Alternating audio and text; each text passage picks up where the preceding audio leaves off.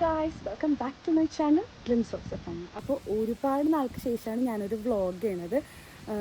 കുറച്ച് നാളായി ഞാൻ ഇപ്പോൾ വിചാരിക്കുന്നു എൻ്റെ പഴയ ചാനലൊക്കെ ഒന്ന് തിരിച്ച് കൊണ്ടുവരണം എന്നുള്ളത്.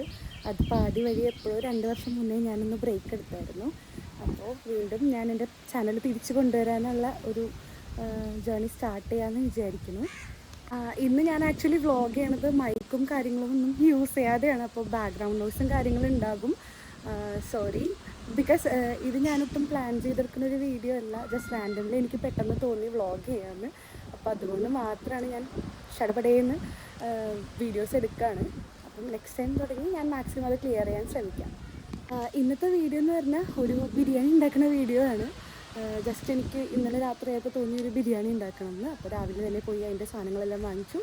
അപ്പം പെട്ടെന്നൊരു ബിരിയാണി ഉണ്ടാക്കി. അപ്പോൾ അത് ജസ്റ്റ് നിങ്ങൾക്ക് അതിൻ്റെ റെസിപ്പി ഷെയർ ചെയ്യാമെന്ന് വിചാരിച്ചു. നിങ്ങളെല്ലാവരും കണ്ടിട്ട് ട്രൈ ചെയ്തിട്ട് നിങ്ങളുടെ അഭിപ്രായം പറയാം. അപ്പോൾ എൻ്റെ വീഡിയോസ് ആദ്യമായിട്ട് കാണുന്ന ആൾക്കാരാണെങ്കിൽ എൻ്റെ ചാനലൊന്ന് സബ്സ്ക്രൈബ് ചെയ്യുക. Please do support. ഇനി മാക്സിമം നല്ല നല്ല വീഡിയോസ് ആയിട്ട് വരാനായിട്ട് ഞാൻ ശ്രമിക്കാം.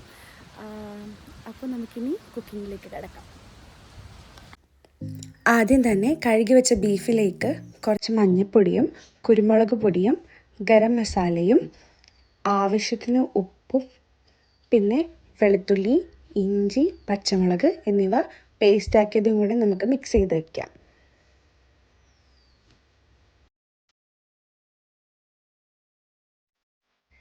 ചേരുവകളെല്ലാം ചേർത്തതിന് ശേഷം നമുക്ക് ബീഫ് കുക്കറിലേക്ക് മാറ്റിയിട്ട് അതിന് മേലെ കുറച്ച് കറിവേപ്പിലയും വെള്ളവും കൂടെ ആഡ് ചെയ്തിട്ട് പ്രഷർ കുക്കറിൽ വെച്ച് വേവിക്കാനായിട്ട് വയ്ക്കാം. ശേഷം ഒരു ബിരിയാണി പോട്ടിലേക്ക് കുറച്ച് നെയ്യ് ഒഴിച്ചിട്ട് കിസ്മിസും കശുവണ്ടിയും നമുക്ക് ഒന്ന് ഫ്രൈ ചെയ്തിട്ട് മാറ്റി വയ്ക്കാം.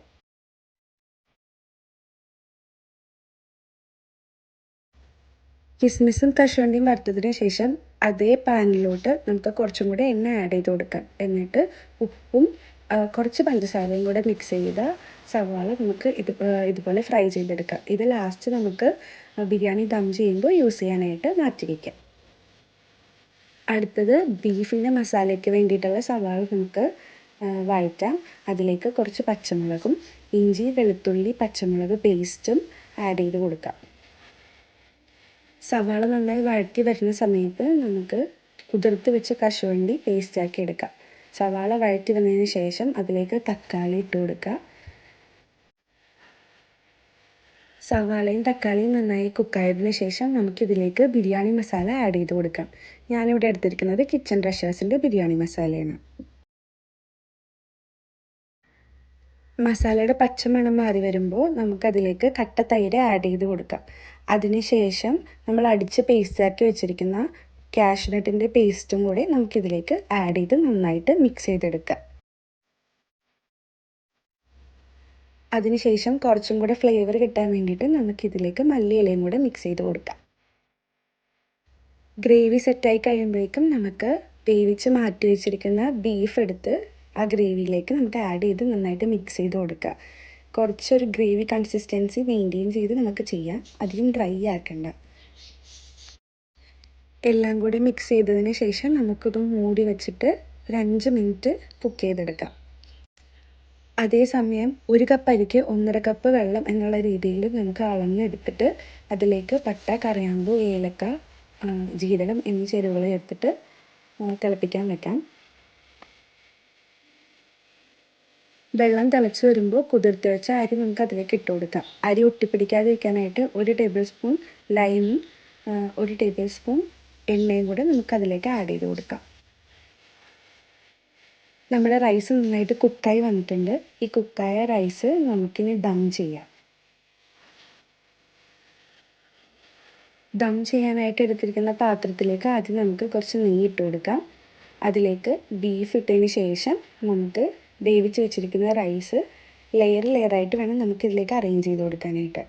കുറച്ച് റൈസ് ഇട്ടതിന് ശേഷം അതിന് മേലേക്ക് കിസ്മിസ്, കശുവണ്ടി, പിന്നെ കുറച്ച് മല്ലിയില, പിന്നെ നമ്മൾ ഫ്രൈ ചെയ്ത് വെച്ചിരിക്കുന്ന സവാളയും കൂടെ ആഡ് ചെയ്ത് കൊടുക്കാം. ഇതിങ്ങനെ ലെയറായിട്ട് നമ്മൾ കണ്ടിന്യൂസ് ആയിട്ട് ചെയ്യണം.